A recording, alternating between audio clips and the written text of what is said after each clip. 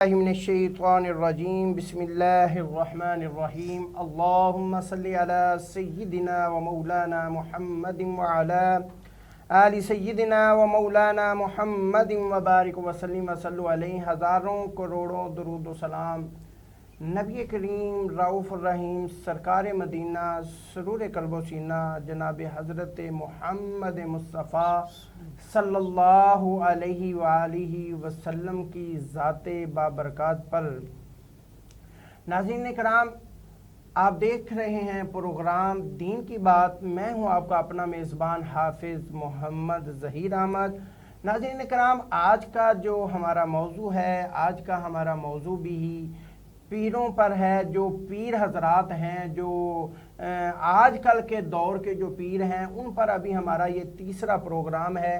ہمارا پروگرام کرنے کا جو مقصد ہے وہ صرف اور صرف یہی ہوتا ہے کہ ہم پروگرام کر کے اپنے ناظرین تک جو ہے وہ اپنا پیغام جو ہے، کیونکہ ظاہری سی بات ہے، ہم کسی پیر کے خلاف نہیں ہیں، ہم کسی پیر کو غلط نہیں کہتے، ہم صرف اور صرف یہ چاہتے ہیں کہ جو پیر حضرات ہیں وہ بھی اپنے مریدین کو شریعت کے مطابق چلنے پر آمادہ کریں کہ پیر کی شریعت کے مطابق عزت کیا ہے، شریعت کے مطابق پیر کو کس طرح ماننا چاہیے۔ ہمارا صرف اور صرف مقصد یہی ہوتا ہے۔ ہم کسی پیر پر کسی جو ہے، ہمارے لیے سارے جو ہے وہ ہمارے سر کا تاج ہیں، اور C49 کی الحمدللہ یہ کاوش رہی ہے کہ وہ C49 جو ہے وہ دین کی بات، حق کی بات ہی ہمیشہ کرتا ہے، اور ہم مختلف علماء کرام کی جو ہے وہ خدمت لیتے ہیں، اور علماء کرام جو ہے C49 کی سکرین پر بیٹھ کر آپ لوگوں کو ضروری جو مسائل ہیں، شریعت کے جو مطابق مسائل ہیں، وہ اپنے اپنے علم کے مطابق بتاتے ہیں۔ آج ہمارے ساتھ گفتگو کرنے کے لیے جو شخصیت موجود ہیں، یہ ماشاءاللہ الحمدللہ مدرس بھی ہیں۔ دیکھیں، یہ جو مدرس ہوتا ہے نا، جو استاد ہوتا ہے، اس کے پاس علم بہت زیادہ، اس کے پاس علم کا اندازہ ایسا لگا لیں کہ اس سے بچوں نے پڑھ کے آگے دین پھیلانا ہے۔ الحمدللہ یہ استاد بھی ہیں، یہ دین کی تعلیم جو ہے وہ بچوں کو دے بھی رہے ہیں۔ جناب مفتی محمد حبیب اللہ قلندری صاحب، بہت شکریہ آپ ہمارے پروگرام میں تشریف لائے، اور ان کے ساتھ ساتھ ثنا خان مصطفیٰ ہمارے ساتھ موجود ہے۔ جناب محمد جنید صدیقی صاحب، بہت شکریہ آپ کا بھی، آپ ہمارے پروگرام میں تشریف لائے۔ ناظرین، ہماری جو گفتگو ہے وہ پیر حضرات پر ہے، اور آج ہم نے یہ جاننا ہے کہ پیر کا مرید ہونا ضروری ہے، کیسے پیر کا مرید ہونا چاہیے، یہ ساری چیزیں آج ہم اس پروگرام میں ڈسکس کریں گے۔ میں سب سے پہلے محمد جنید صدیقی صاحب سے گزارش کرتا ہوں، کیونکہ وہ اس پروگرام کا جو آغاز ہے وہ حضور علیہ الصلوۃ والسلام کی ثنا خوانی سے کریں۔ جناب محمد جنید صدیقی صاحب۔ صلی اللہ علیک یا رسول اللہ وسلم علیک یا حبیب اللہ۔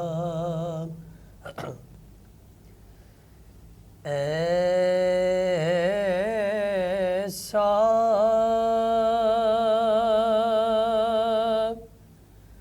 کوئی محبوب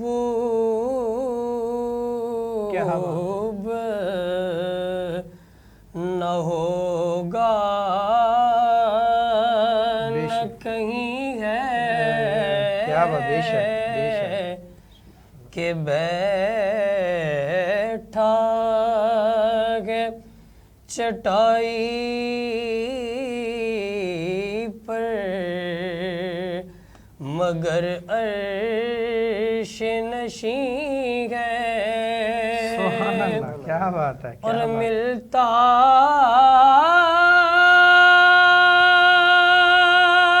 نہیں کیا کیا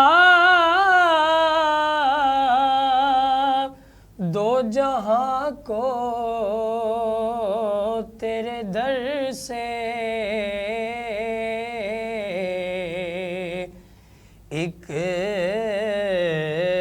لفظ نہیں ہے جو تیرے لب پہ نہیں ہے،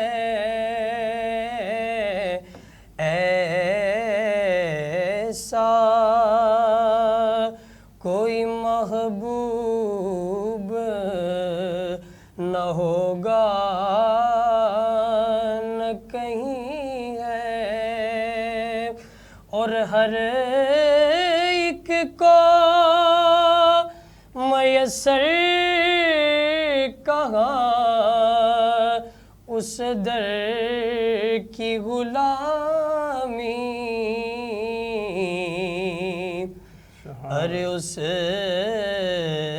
در کا تو دربان بھی جبریل امی ہے، ارے اس در کا تو دربان بھی جبریل امی ہے۔ سبحان اللہ، ماشاءاللہ۔ یقین کریں کہ پروگرام کے آغاز میں اتنی پیاری آواز اور اتنا پیارا کلام، حقیقت بات ہے کہ اس پروگرام کو چار چاند لگا دیے جناب محمد جنید صدیقی صاحب نے۔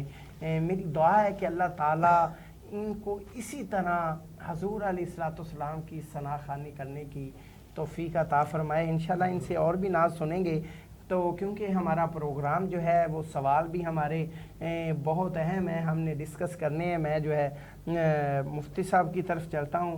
اچھا مفتی صاحب، حبیب اللہ صاحب، گزارش یہ ہے کہ آج کل کے دور میں میں یہی کہوں گا کہ گمراہی کا دور کہہ لیں یا جہلیت ہمارے اندر کہہ لیں کہ ہمیں اتنا پتہ نہیں ہے کہ پیر کا مقام کیا ہے، پیر کون ہے، کیسا ہونا چاہیے۔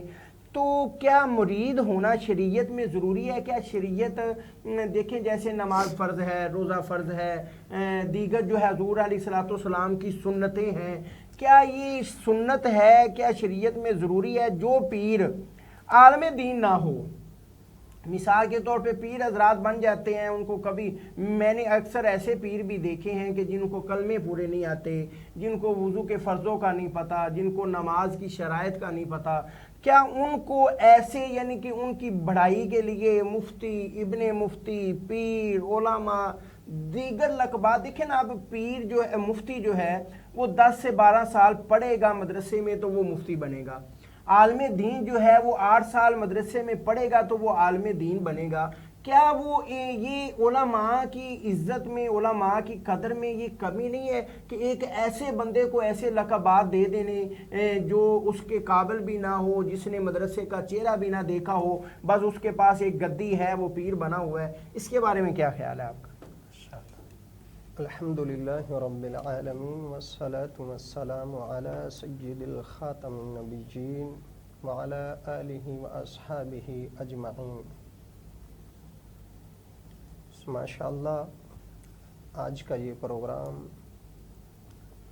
انتہائی خوبصورت، جو ہمارے قابل ذی وقار محترم محمد ظہیر احمد صاحب C49 کی طرف سے، میں ان کا ممنون و مشکور ہوں کہ آپ نے مجھے مدعو فرمایا اور موقع دیا کہ عوام الناس کے سامنے اسکرین پر بیٹھ کر دین متین کی حقانیت کی وضاحت ہو جائے۔ جی الحمدللہ خوشی ہوئی کہ آپ کا یہ عنوان انتہائی خوبصورت اور اقدام بھی انتہائی خوبصورت ہے۔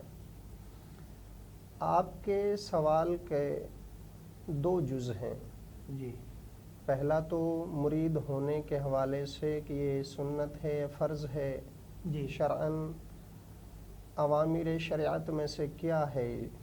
دوسرا سوال کہ جو پیران الزام حقیقت میں پیر ہیں وہ تو اپنی جگہ درست، لیکن جو پیر کہلاتے ہیں لیکن وہ در حقیقت پیر نہیں، تو کیا ان کو پیر کہنا، عزت دینا یہ جائز ہے؟ یہ 2 سوال بنتے ہیں۔ جی سب سے پہلے میں اپنے ناظرین و سامعین کو یہ گزارش کروں گا کہ آپ پہلے مرید ہونے کا، پیر ہونے کا فلسفہ سمجھ لیں۔ جی پیر کہتے ہیں لغوی طور پر اس شخصیت کو جو درست اور صحیح راستہ دکھا دے۔ بے شک۔ اور اس راستے کو دکھانے کے بعد اس پر چلا دے، بے شک اسے پیر کہتے ہیں۔ یہ کوئی عربی لفظ نہیں ہے، یہ قرآن میں استعمال نہیں ہوا، احادیث مبارکہ میں اس کا استعمال نہیں ہوا، قرون اولیٰ میں بھی یہ لفظ نہیں تھا۔ ہاں، یہ عجمی لفظ ہے، فارسی زبان سے اس کا تعلق ہے۔ پیر کہتے ہیں درست راہ دکھانے چلانے والے۔ اب اس کا مفہوم تھوڑا اور مزید وسیع ہے۔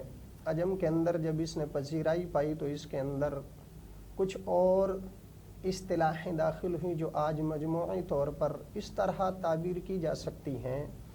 پیر وہ مرد کامل ہے جو بھٹکی ہوئی عوام اور لوگوں کو راہ ظلمت سے نکال کر ہدایت کے راستے پر ڈال دیتا ہے اور نبی مکرم علیہ الصلاۃ والسلام کے طریقے پر چلا کر اللہ سے واصل کر دیتا ہے۔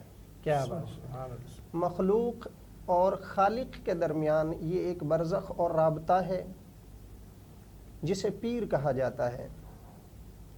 پیر اپنے تئیں ایک عظیم ہستی اور عظیم شخصیت کا نام ہے، اور اس کا جو کام ہے وہ ہے عمل صالح کی قوت عوام اور لوگوں کے سینوں میں بٹھا دینا، انہیں راستہ حق پر چلا کر اللہ سے واصل کر دینا۔ بے شک۔ اب ان چیزوں سے پہلے پیر کے اندر یہ چیزیں کس طرح ودیعت ہوتی ہیں، کس طرح پیر کے اندر یہ چیزیں آتی ہیں۔ پیر کے لیے علماء کرام نے کچھ ضابطے بنائے ہیں۔ ایک ہے شریعت، ایک ہے طریقت۔ بے شک۔ شریعت کے بھی 5 ارکان ہیں، طریقت کے بھی 5 ارکان ہیں۔ شریعت کے 5 ارکان کلمہ توحید و رسالت، نمبر 2 نماز، نمبر 3 روزہ، نمبر 4 زکوٰۃ، نمبر 5 حج۔ یہ 5 ارکان شریعت مطہرہ کے ہیں۔ اسی طرح 5 ارکان طریقت مطہرہ کے بھی ہیں۔ مثلا ذکر ہے، فکر ہے، مراقبہ ہے، محاسبہ ہے اور رابطہ ہے۔ بے شک۔ یہ طریقت کے 5 اور شریعت مطہرہ کے 5، یہ 10 ارکان جب ایک مرد قلندر میں جمع ہوتے ہیں تو پھر اسے ہماری اصطلاح میں پیر کہا جاتا ہے۔ سبحان اللہ۔ ایسی ہستی جب انسان بن کر ابھرتا ہے تو خلاق عالم اس کے لیے فرماتا ہے اطیعوا اللہ و اطیعوا الرسول و اولی الامر منکم۔ اے لوگو، اللہ کی بھی اطاعت کرو، اس کے رسول کی بھی اطاعت کرو، اور اولی الامر کی بھی اطاعت کرو۔ اولی الامر سے مراد حضرت عبداللہ ابن عباس رضی اللہ تعالی عنہ فرماتے ہیں اہل علم لوگ جو شریعت مطہرہ کے پابند اور بالمفہوم طریقت مطہرہ کے عامل ہوں، ان کو پیر یا اولی الامر کہا جاتا ہے۔ بے شک۔ اب اگر ہم دیکھیں کہ پیر کا یہ وصف انتہائی کامل وصف ہے، یہ اگر مل جاتا ہے انسان کو تو اس کا تذکرہ پھر قرآن پاک نے جن ہستیوں کا ذکر کیا ان میں شامل ہوتا ہے، سبحان اللہ۔ اور جن کا ذکر قرآن پاک میں آ گیا بالیقین وہ ہادی بھی ہیں، مہدی بھی ہیں۔ بے شک۔ اب ایسوں کے راستوں پر چلنے کا سورہ فاتحہ نے ہمیں حکم دیا، صراط الذین انعمت علیہم، بے شک۔ جن پر اللہ نے انعام کیا، ہدایت عظمیٰ کی دولت سے سرفراز کر دیا، ان کے راستے پر چلتے چلے جاؤ۔ اب دوسری جگہ قرآن پاک نے فرمایا واتبع سبیل من اناب الی، جو لوگ اللہ کے راستے میں اللہ کے حبیب کے طریقے پر چل کر مسافرت کرتے ہیں، وہ دنیا سے بقدر ضرورت اور شریعت مطہرہ کو بھی حصہ ضرورت لیتے ہیں، وہ لوگ اللہ کے محبوب بھی ہیں، اور انہی کے راستے پر چلو۔ پھر قرآن پاک نے ایک اور جگہ ارشاد فرمایا یا ایھا الذین آمنوا اتقوا اللہ وابتغوا الیہ الوسیلہ وجاہدوا فی سبیلہ لعلکم تفلحون۔ قرآن پاک میں اللہ پاک فرما رہا ہے اے ایمان والو، اللہ سے ڈرو اور اللہ کی بارگاہ میں پہنچنے کے لیے وسیلہ تلاش کرو۔ اب عبدالحق محدث دہلوی حضرت شاہ ولی اللہ محدث دہلوی علیہ الرحمہ اپنے والد گرامی شاہ عبد الرحیم علیہ الرحمہ سے لیتے ہیں کہ اس وسیلے سے مراد وہ اللہ کے صالحین ہیں جو طریقت اور شریعت کے جامع ہیں۔ بے شک، اگر ایسا شخص ہے تو پھر ان کے وسیلے سے اللہ تک پہنچو۔ بے شک، یہ قرآن کا حکم ہے کہ اب ہم نے وسیلہ ایسے اول الامر کا لینا ہے، ان صالحین کا لینا ہے جو طریقت اور شریعت کے جامع ہیں۔ جب ہم ان کے طریقے اور ان کے ساتھ جڑ جائیں گے تو پھر انشاءاللہ العزیز ہم کامیاب ہوتے چلے جائیں گے۔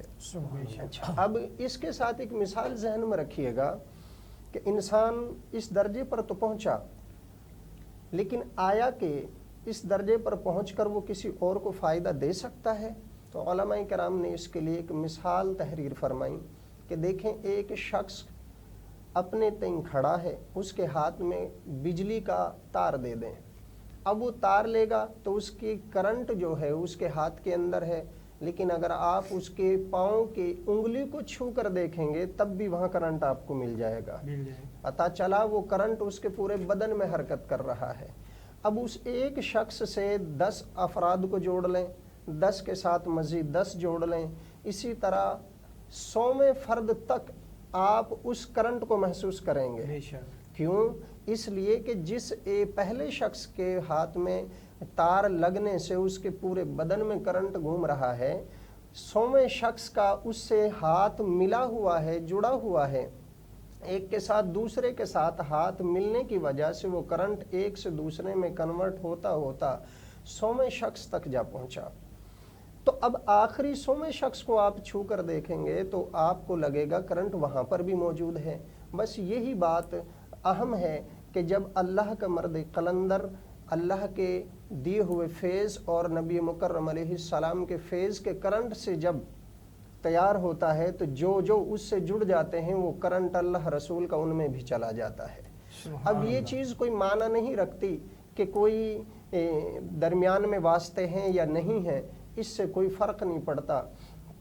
کرنٹ اگر آپ کا یا مادی دنیا کا بنایا ہوا سینکڑوں لوگوں کے ہاتھ کے جڑنے سے ایک دوسرے میں منتقل ہو جاتا ہے تو رب کریم کا کرنٹ بھی پھر اس سے کہیں زیادہ تیز اور کہیں زیادہ مضبوط ہو کر لوگوں تک مدافعت کر رہا ہوتا ہے۔ بس یہی چیز اہم۔ جی علامہ صاحب، ابھی ہماری گفتگو جاری رہے گی، ابھی وقت ہوا ایک چھوٹے سے بریک کا، بریک کے بعد دوبارہ پھر آپ کی خدمت میں حاضر ہوتے ہیں۔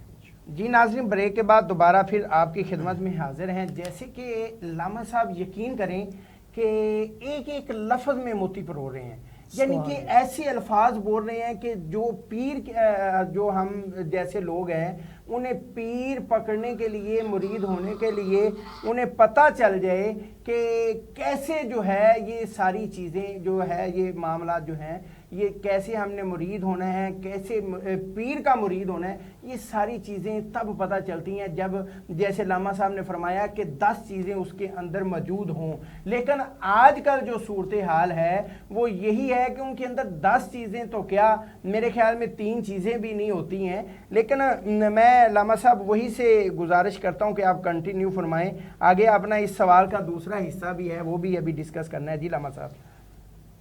جی الحمدللہ، بات چل رہی تھی پیر کو کیسا ہونا چاہیے اور پیر کے لیے پیر کا بیت ہونے کا کیا حکم ہے شرعاً۔ تو یہ ذہن میں رہے کہ علماء عظام نے پیر کا بیت ہونا یا پیر کے ہاتھ پر بیت ہونا سنت قرار دیا ہے۔ بے شک، اگر ہم قرآن و احادیث میں اس کو تلاش کریں تو بہت سی جگہوں پر ہمیں یہ عنوان مل جاتا ہے، بلکہ علماء کرام نے لکھا کہ تقریباً 56 آیات بینات یہ دلیل بتا رہی ہیں کہ ہمیں کسی اللہ والے کے ہاتھ پر یا اللہ والے کے ساتھ جڑ کر زندگی گزارنا چاہیے۔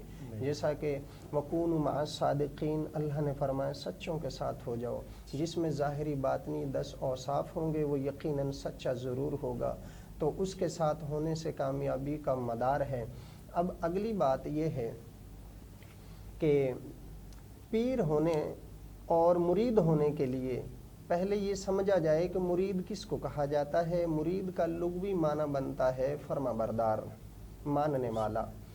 اب मुरीद इस तरह उलमाए किराम ने लिखा कि जैसे एक मरा हुआ शख्स गुस्ल देने वालों के सामने बेहिस्स हरकत होता है, वो चाहते हैं तो उसे सीधा, वो चाहते हैं तो उसे उल्टा, वो चाहते हैं तो थोड़ा खड़ा करके उसे गुस्ल दें, जैसा उनकी मर्जी। मुरीद को मिन व अन इसी तरह अहले इल्म के सामने उनकी फर्मा बरदारी में रहना चाहिए। और कुरान पाक की नस इस बात पर दलील है, लक़द रज़ियल्लाहु अनिल मुमिनीना, अल्लाह पाक राज़ी हो गया उन मुमिनीन से, युबाय्यूनका तहत शजर, जिन्होंने नबी करीम अलैहिस्सलाम के दस्त मुक़द्दस पर कीकर के दरख्त या बबूल के दरख्त के नीचे बैत फरमाई। यहाँ ये आया मुबारका उस वक्त नाजिल हुई जब हबीब अलैहिस्सलातु वस्सलाम मकाम हुदैबिया में थे और मक्का तैयबा सहाबाए उज़्ज़ाम के साथ तशरीफ़ ले जा रहे थे, जिनमें कुछ सहाबाए किराम का मैं नाम ज़िक्र करूँगा। हज़रत अबू बकर सिद्दीक़ रज़ियल्लाहु ताला अन्हु, हज़रत उमर फ़ारूक़ रज़ियल्लाहु ताला अन्हु, हज़रत अली रज़ियल्लाहु ताला अन्हु और दीगर सहाबाए उज़्ज़ाम। हज़रत उस्मान गनी रज़ियल्लाहु ताला अन्हु को मक्का मुअज़्ज़मा पहले से भेज दिया गया था, तो एक ख़बर बड़ी तेज़ी के साथ फैली कि उस्मान गनी रज़ियल्लाहु ताला अन्हु को शहीद कर दिया गया। तो हबीब अलैहिस्सलातु वस्सलाम ने इस कीकर के दरख्त के नीचे सहाबाए किराम के हाथ पर, अपने हाथ पर सहाबाए किराम के हाथ को रखवा कर बैत फरमाई। इसे बैत कहते हैं। बैत दरअसल अपने आप को बेच देने का नाम है। सहाबाए किराम ने अपने आप को हबीब अलैहिस्सलाम के दस्ते नबुव्वत पर, दस्ते कुदरत पर बेच दिया था।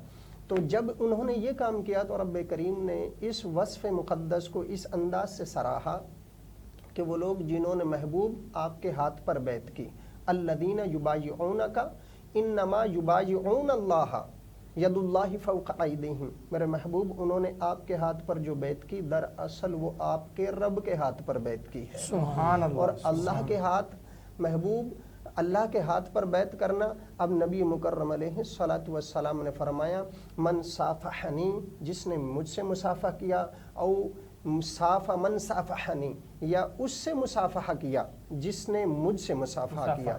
तो फरमाया हबीब अलैहिस्सलाम ने कि मेरा रब उसे जन्नत में दाखिल फरमा देगा। सुभान अल्लाह। अब यहाँ पर इला यौमिल क़ियामत का लफ्ज़ इस्तेमाल फरमाया हदीस पाक में। क़ियामत तक मुझसे मुसाफ़ा करने वाले को, या मुझसे जिसके डायरेक्ट मुझसे मुसाफ़ा करे, या तो या फिर जिसने मेरे साथ मुसाफ़ा किया उससे मुसाफ़ा कर ले, क़यामत तक अल्लाह रब्बुल इज़्ज़त जहन्नम हराम और जन्नत को वाजिब कर देता है उसके लिए। अब ये जो पीरों का सिलसिला है, एक का दूसरे से, दूसरे का तीसरे से ये सिलसिला जुड़ा होता है, ये सिर्फ शरीयत के 10 इन अराकीन की वजह से, इन अरकानों की वजह से जुड़ा हुआ होता है। आला हज़रत अज़ीमुल बरकत फ़ाज़िल बरेलवी अहमद रज़ा ख़ान फ़ाज़िल बरेलवी रहमहुल्लाह अलैह फरमाते हैं, पीर के लिए 4 चीज़ें अहम हैं और बहुत ज़रूरी शराइत हैं। एक तो वो सहील अक़ीदा होना चाहिए, बेशक, कि उसका अक़ीदा सहाबाए उज़्ज़ाम और नबी करीम अलैहिस्सलाम की तालीमात के मुताबिक हो। दूसरी शर्त वो फासिक मौलन ना हो।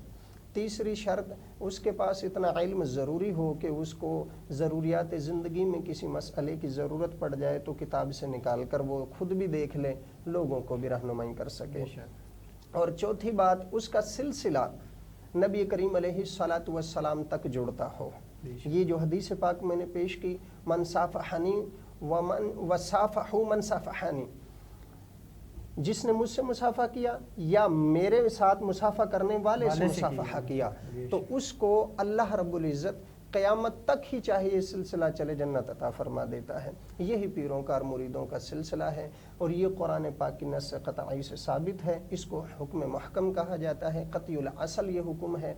अब हमारी बात आती है दूसरे सवाल के, जो पीर नहीं है जी उनके लिए याद, और ये बहुत बड़ा अहम सवाल है, बड़ा अहम सवाल है जी, बहुत बड़ा है। क्योंकि आज कल के हमारे जो नकीब है ना, हमारे एक दोस्त हैं मुफ्ती नौमान कादर मुस्तफ़ी साहब, उनकी एक तंजीम उन्होंने बनाई है तहरीक इस्लाह महफ़िल नात, यानी कि जो महफ़िल नातों की तहरीक इस्लाह के लिए। यानी कि देखें एक चीज़ है मुफ्ती साहब, देखें ना आप, नकीब महफ़िल जो हैं वो पता नहीं कि जिसको पकड़ते हैं आसमान के साथ लगा देते हैं, चाहे उसके अंदर कोई काबिलियत है नहीं है, चाहे उनके अंदर काबिलियत है या नहीं है, लेकिन चीज़ देखे ना, अब हर बंदा जो एक मिसाल है अहले सुन्नत वल जमात का जो मसलक है, ज़ाहिर बात है हम हर पीर को भी मानते हैं, हम हर वली को भी मानते हैं, हर सहाबा को भी मानते हैं, हम हर के ग़ुलाम हैं। लेकिन जब हम एक गैर शरई काम करेंगे तो ज़ाहिर बात है दूसरे जो है वो हमारे ऊपर तनकीद जो है वो ज़रूर करेंगे। मैं बड़ा खराज अकीदत पेश करता हूँ मुफ्ती नुमान कादर मुस्तफ़ाई साहब को, क्योंकि वो इस पुरफितन दौर के अंदर जिसमें आजकल ये होता है कि छोटी सी बात कर दें ना मुफ्ती साहब, छोटी सी बात कर दें किसी के ऊपर भी तो आपके ऊपर बड़े बड़े एलिगेशन लग जाएंगे, आपको पता नहीं क्या क्या लक़बात दे देंगे, ये गुस्ताख है, ये फ़लाँ है, ये फ़लाँ है। लेकिन इन सारी चीज़ों से हट के जनाब मुफ्ती नुमान कादर साहब जो है वो एक जो है ना एक मिशन के तहत चल रहे हैं, और यकीन करें कि मुझे महसूस हो रहा है कि वो ऐसा वो इस मिशन में कामयाब भी हो रहे हैं। इसके बारे में थोड़ी सी जो है ना ये बहुत, इसलिए ये बहुत अहम सवाल है। जी अल्हम्दुलिल्लाह, ये सवाल इंतहाई अहम है अपनी जगह पर। और हम ये देखें, नबी करीम अलैहिस्सलातु वस्सलाम ने इरशाद फरमाया, इन्नल उलमा वरसतुल अंबिया, उलमाए किराम और पीरान औज़ाम जो सही हक़ के और सच्चे पीर हैं, ये अल्लाह के नबी अलैहिस्सलातु वस्सलाम के वारिसीन हैं। अब एक तरफ तो अल्लाह के महबूब के वारिस हैं, और दूसरी तरफ जो तहारत के मसाइल, अक़ाइद और बुनियादी चीज़ें, फ़ुरूआत और उसूल, ये दक़ीक़े तो बड़े दूर की बात रह जाती हैं। इब्तदाई मसाइल से भी लोगों को उलमा बनते हैं या फ़िक़ही बनते हैं या मुहद्दिस व मुफ़स्सिर बनते हैं, उन्हें इब्तदाई मुक़द्दमात का नहीं पता होता और मुबादियात का नहीं पता होता, और वो अपने नामों के साथ इतने बड़े बड़े अलक़ाबात लगवा रहे होते हैं। शरअन इसकी कोई हकीकत नहीं, शरअन ये नाजाइज़ और क़तअन हराम है। बेशक जो खूबी किसी के अंदर है वो तहदीस नेमत के तौर पर सराहना चाहिए। बेशक सिर्फ इस बात पर गब्त करने का हदीस ने हुक्म दिया कि अहले इल्म कोई हो, इस पर रश्क करना चाहिए। लेकिन अगर कोई ना हो तो वो नबी करीम अलैहिस्सलाम की शरीयत मुतहरा में एक बहतान का और झूठ का दरवाज़ा खोल रहा है। अल्लाह रब्बुल इज़्ज़त ने बड़े कबीरा गुनाहों में शुमार फरमाया कुरान पाक में झूठ को। अब ये आला हज़रत अज़ीमुल बरकत फ़ाज़िल बरेलवी अलैहि रहमा, आपको किसी ने हाफिज़ साहब फरमा दिया, तो आला हज़रत अज़ीमुल बरकत अलैहि रहमा अभी हाफिज़ कुरान नहीं हुए थे।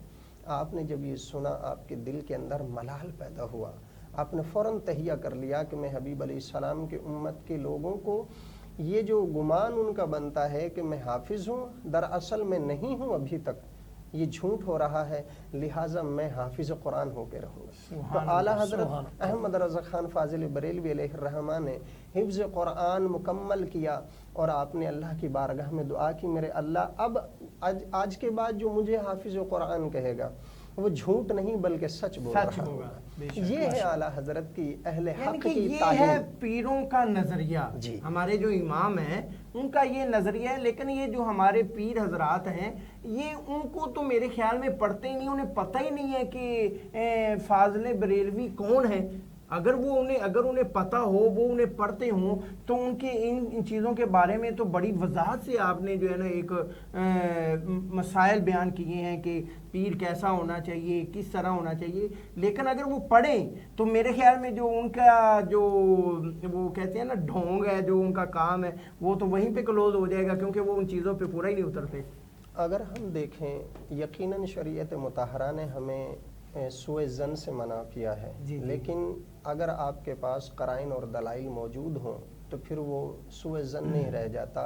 शरीयत ने जहाँ बदगुमानी से मना किया है, वहाँ शरीयत मुतहरा ने ये भी हुक्म लगाया है कि आप झूठ को वाज़े कर दें, ताकि कोई अहले ईमान मोमिन उसके दामे फ़रेब में उलझ ना जाए। बेशक अब अगर हम देखते हैं मौजूदा ज़माने में नबी करीम अलैहिस्सलातु वस्सलाम की हदीस मुबारक याद पड़ती है। आपने फरमाया दीन गरीबी से शुरू हुआ, गरीबी की तरफ पलट आएगा।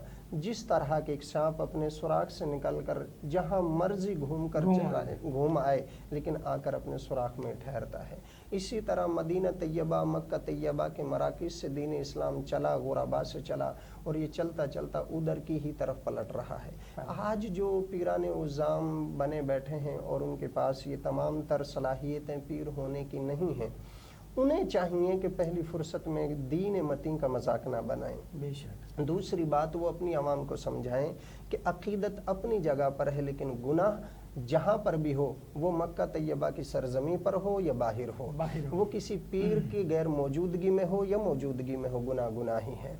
لہٰذا اپنے مریدین کی اس طرح اصلاح کریں جیسے تحت الشجرہ میں محبوب علیہ السلام نے اپنے صحابہ کی بیعت کر کے اور ان کی تربیت فرمائی. بیعت کہتے کس کو؟ اصطلاحی تعریف اس کی یہ ہے کہ پیر اپنے مرید کو تمام تر شرعی جو احکامات ہیں ان کا پابند بنائیں اور تمام تر غیر شرعی چیزوں سے انہیں باز رکھے. بے شک. عمل میں اخلاص پیدا کرے، اسے پیر کی ذمہ داری کہا جاتا ہے.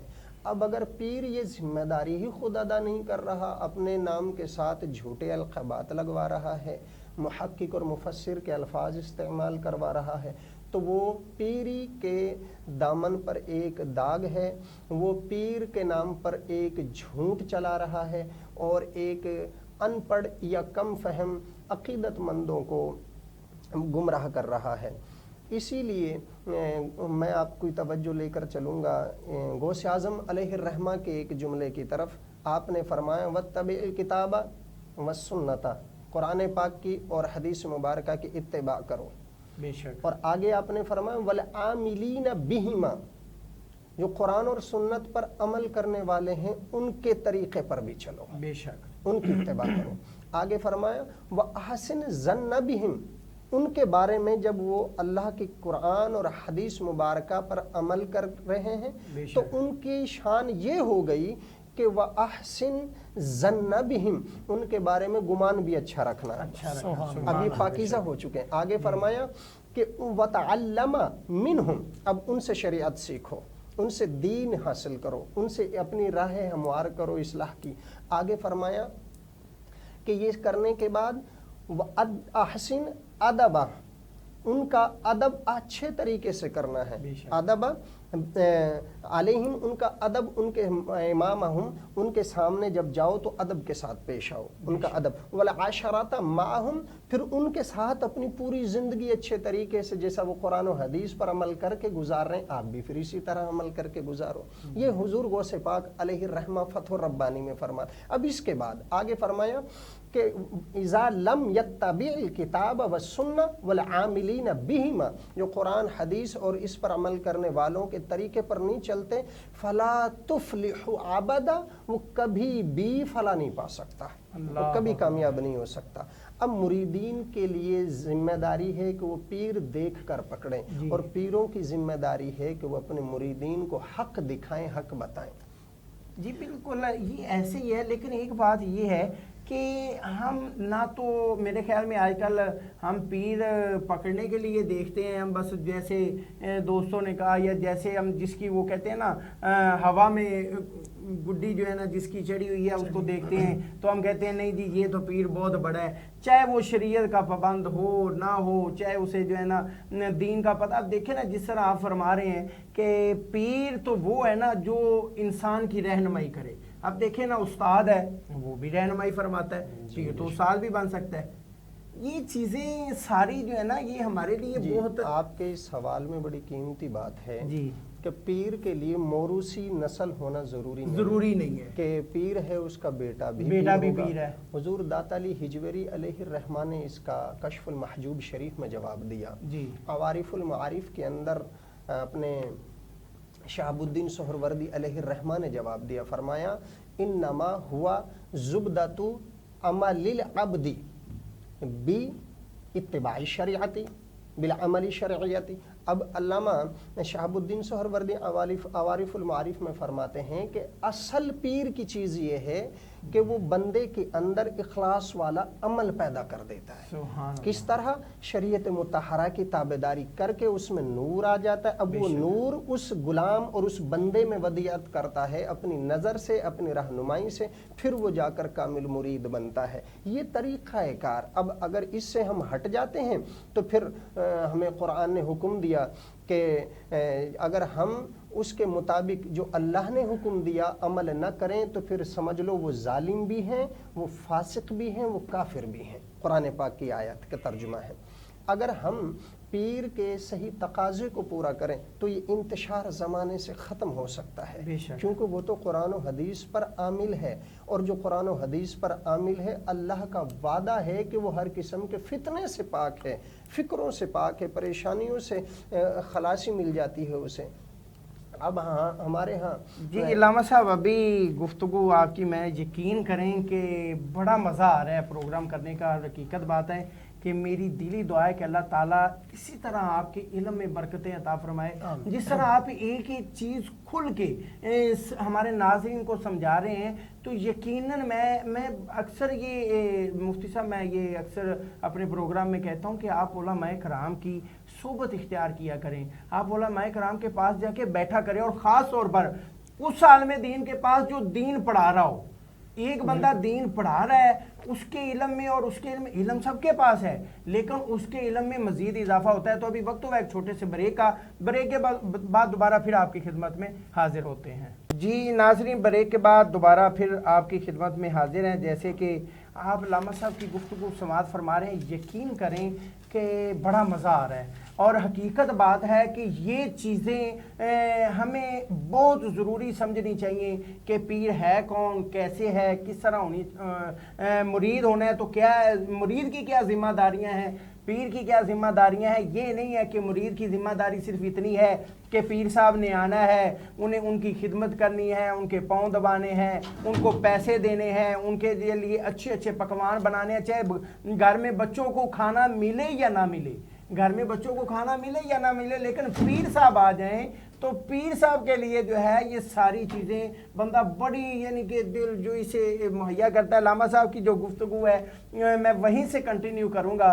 کیونکہ یہ ایک بہت بڑا اہم مسئلہ ہے ہمارے معاشرے کے اندر۔ پھر ہم نے نعت بھی سننی ہے، تو پھر یہیں سے جناب علامہ صاحب۔ جی بسم اللہ الرحمن الرحیم۔ دیکھیں پیر کے لیے جو ہم ابھی بات کر رہے ہیں کہ انتہائی خوبصورت عنوان اور ایک طویل اور ضخیم مواد ہے اس کے پیچھے۔ جی پیر جماعت علی شاہ علیہ الرحمہ سے پوچھا کسی نے کہ حضرت پیر کیسا ہونا چاہیے؟ آپ نے فرمایا دیکھیں دو چیزیں ذہن میں رکھیں، ایک شخص ہندوستان سے مکہ طیبہ حج کرنے جاتا ہے اور وہ سواری نہیں رکھتا، اب وہ دریا میں اتر جاتا ہے، دریا کے راستے سے چلتا ہے، سمندر کے راستے سے چلتا ہے، اسے کسی نے پانی میں نہاتے ہوئے دیکھا، وہ ہاتھ پاؤں مار رہا ہے، اس سے پوچھا جناب کیا کر رہے؟ اس نے کہا ریہرسل کر رہا ہوں، پریکٹس کر رہا ہوں، میں نے حج کرنے جانا ہے ایسے ہی۔ تو دیکھنے والے نے کہا جناب ہندوستان سے سعودیہ تقریباً 2200 کلومیٹر کے سفر پر ہے، آپ 1-2 میل تو کر سکتے ہیں سفر، ایسا نہیں کر سکتے جیسا آپ کر رہے ہیں۔ تو لہٰذا آپ کو انتہائی برق رفتار طاقت کی ضرورت ہے، نہ تھکنے والی طاقت کی ضرورت ہے جو آپ کو وہاں پہنچا دے۔ تو لہٰذا ان کو سمجھا بجھا کر ایک پانی کے ایک جہاز میں بٹھایا جو اسے چند ہی دنوں کے اندر مکہ طیبہ لے جا چھوڑتا ہے۔ آپ نے یہ مثال دے کر سمجھایا دیکھیں کہ پیر کی حیثیت اور ویلیو بھی یہی ہے کہ ایک شخص جو سینکڑوں سالوں میں بھی وہ سفر طے نہیں کر پاتا، لیکن شریعت مطہرہ پر عمل کرنے والا اتنا سبک رفتاری سے حبیب علیہ السلام کی بارگاہ میں لے جا کر کھڑا کر دیتا ہے کہ جہاں صدیاں لگ جاتی ہیں وہ لمحے میں کر جاتا ہے۔ ایک چیونٹی کے بارے میں آتا ہے کہ وہ چاہتی ہے کہ میں حبیب علیہ السلام کے روضہ شریف تک پہنچوں، اس نے سفر شروع کر دیا، عرصہ دراز تک وہ چلتی رہی، نہ پہنچ سکی۔ ایک گندم کا دانہ زمین پہ پڑا ہوا تھا، وہ اس کے قریب پہنچی، اتنے میں ایک کبوتر اڑ کر آیا اور اس دانے کے پاس بیٹھا اور دانے کو اٹھایا، اتنے میں چیونٹی اس کبوتر کے پاؤں پر جا چڑھی۔ اب وہ کبوتر اڑنے لگا، کبوتر اڑتا ہوا نبی کریم علیہ السلام کے روضہ شریف کے پاس جا بیٹھا۔ کیا بات ہے۔ اب جیسے ہی وہ بیٹھا چیونٹی وہاں سے اتری اور اس نے دیکھا کہ میں جو منزل لیے بیٹھی تھی ایک طویل وقت سے وہ حبیب علیہ السلام کا روضہ شریف آنن فانن سامنے آ گیا، کہاں صدیاں، کہاں سال ہا سال اور کہاں چند گھنٹے کہ میں یہاں پہنچ گئی۔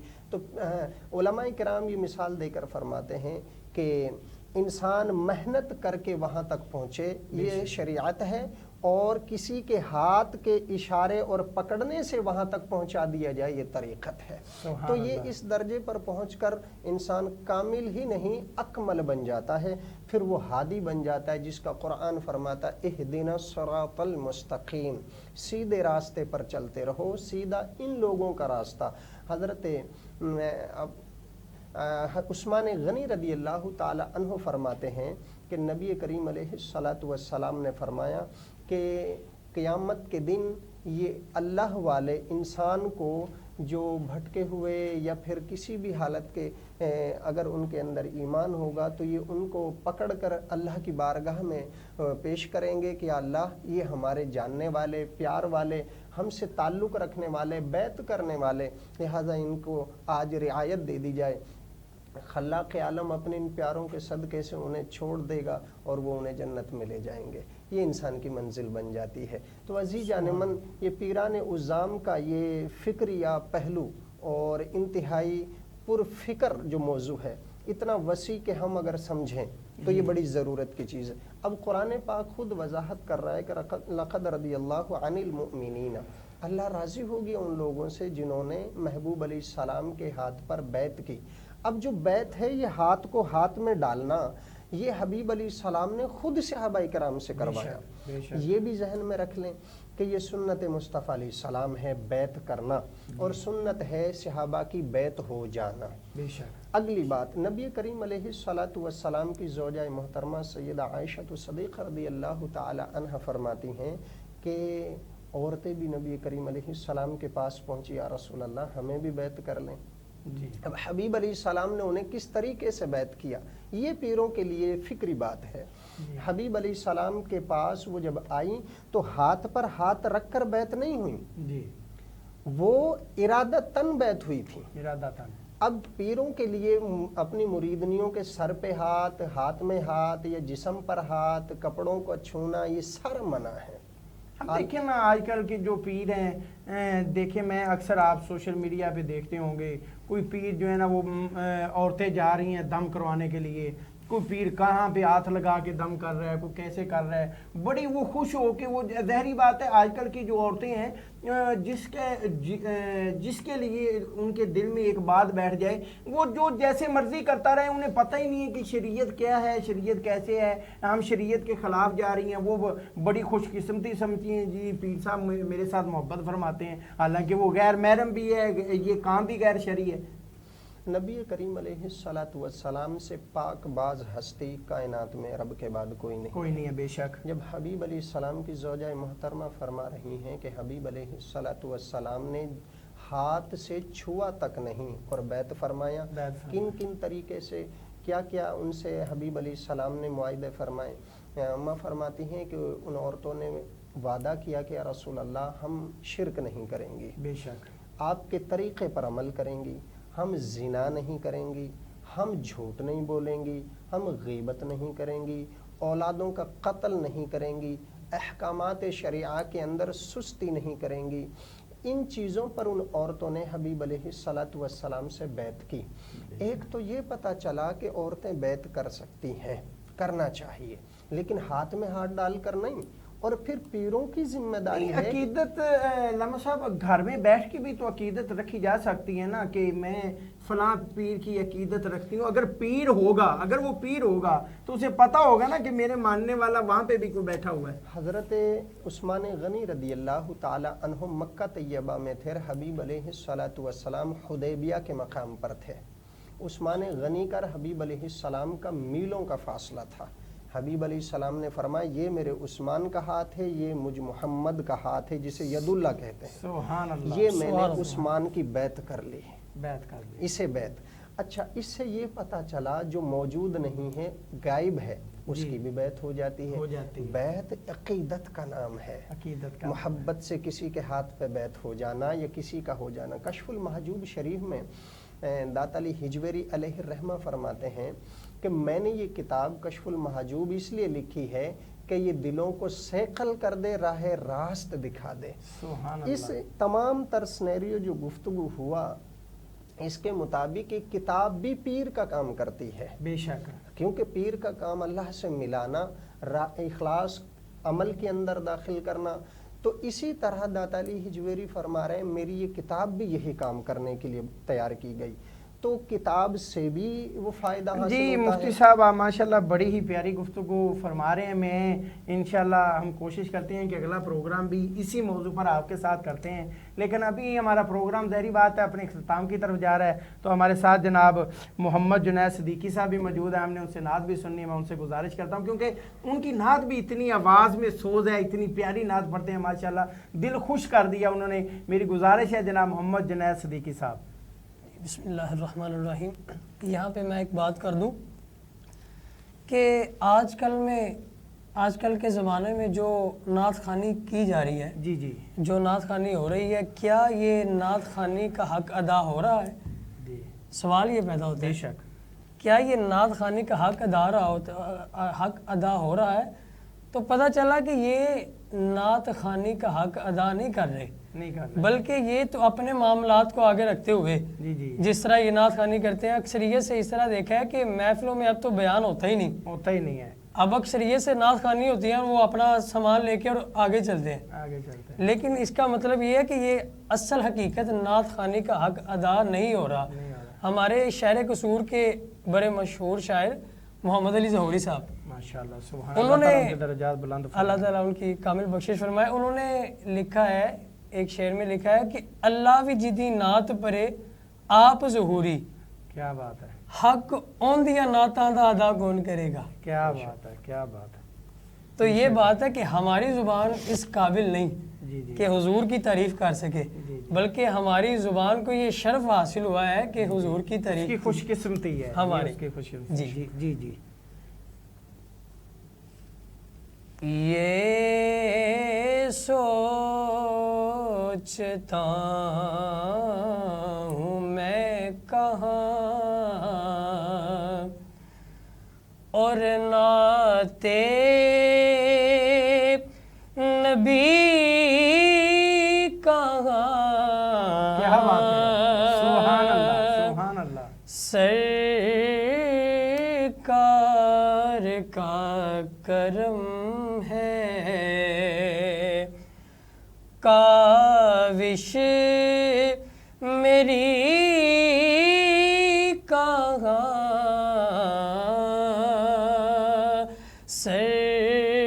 سرکار کا کرم ہے اور 2 دن گزر گئی ہے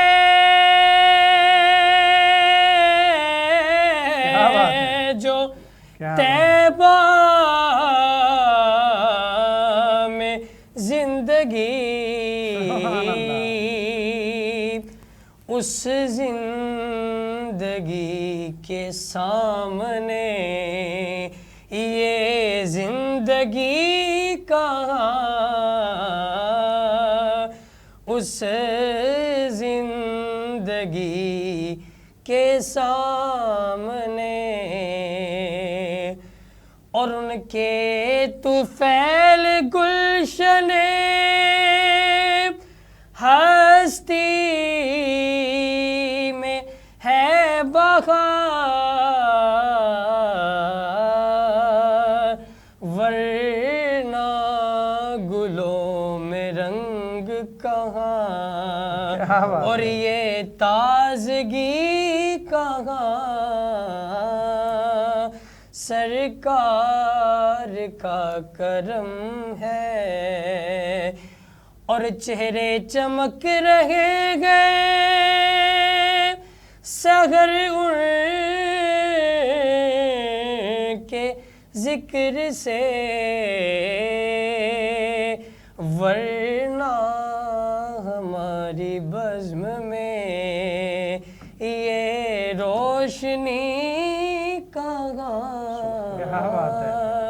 ورنہ ہماری بزم میں یہ تازگی کہاں. سرکار کا کرم ہے.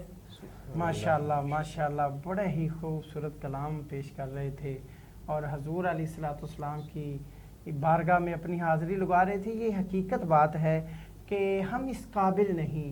یقین کریں کہ میں بہت گناہ گار ہوں، لیکن میں اللہ تعالیٰ کا، حضور علیہ الصلوۃ والسلام کا کروڑا احسان مانتا ہوں کہ اللہ تعالیٰ نے مجھے دین کی بات کرنے کے لیے کچھ وقت میری زندگی کا وہ دین کی بات کرنے کے لیے صرف کرنے کی توفیق عطا فرمائی. یقیناً میں یہ بات ضرور کروں گا، جس طرح ہم دین کی بات کرتے ہیں، ہم مختلف علماء کرام کے ساتھ گفتگو کرتے ہیں، اس طرح یقیناً آپ سماعت فرمائیں گے تو آپ کا بھی وہ جو وقت ہے سماعت کرنے کا، دین کی بات سننے کا اور اس پر عمل کرنے کا، تو یقیناً وہ آپ کے لیے بھی راہ نجات ہے. آپ اگر ایک تھوڑا سا وقت اپنی زندگی کا، میں یہ گزارش کرتا ہوں کہ آپ تھوڑا سا وقت علماء کرام کی خدمت میں گزارا کریں. آپ مدرسوں میں جا کے بیٹھا کریں، آپ جا کے ادھر بیٹھ کے دیکھا کریں، بچے تعلیم حاصل کر رہے ہیں.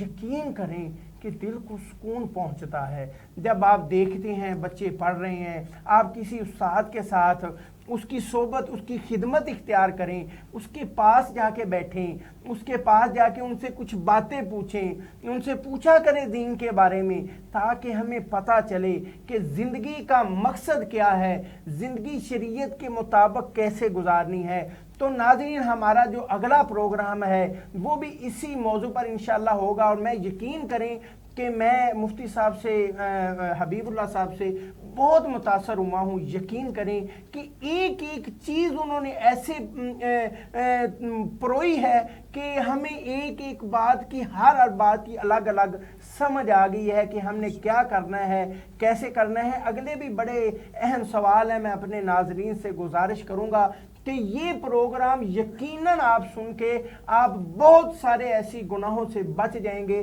جو آپ جانے یا انجانے میں کر رہے ہیں.